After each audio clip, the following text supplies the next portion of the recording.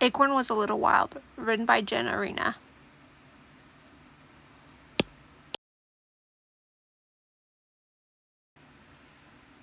Acorn was a little wild thing, pointing on one end and capped on the other. He was the first of his generation to jump off the tree. "Don't do that," said Oak. "Squirrels will get you." "I don't care about squirrels," said Acorn. "I just want to rule."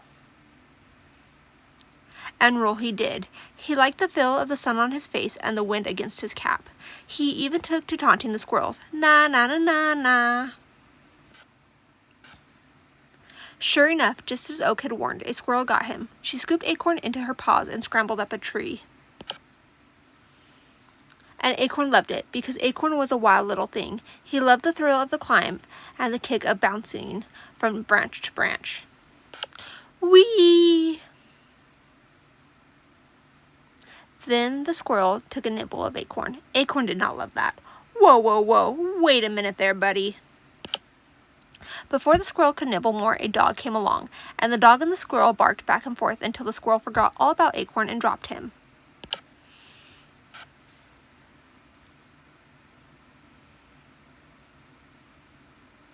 And the rush, man. The rush of falling from the tree. It was even better than when Acorn had jumped that first time from Oak. Acorn hit the ground and rolled down the hill again. Look! No hands!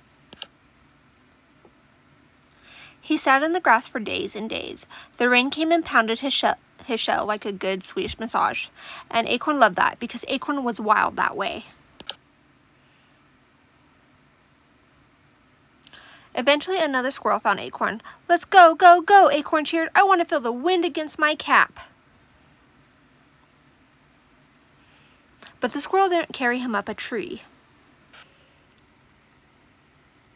The squirrel took Acorn and buried him deep in the ground. And that was no fun at all. But after a while, Acorn noticed cool things going on down there. The worms were so chill, wiggling around and tickling him as they passed, and Acorn laughed when they did, because even underground, Acorn was still a little wild. Acorn had a lot of time to think in the dark. He felt as if he was changing. He didn't quite understand, because he'd been the same wild little Acorn for so long. But changing was an adventure, so Acorn was all in. After a while, Acorn found himself stretching and pushing hard, and then he felt the sun for the first time in ages. Acorn had grown out of his cap and popped right up through the ground, and it was so cool.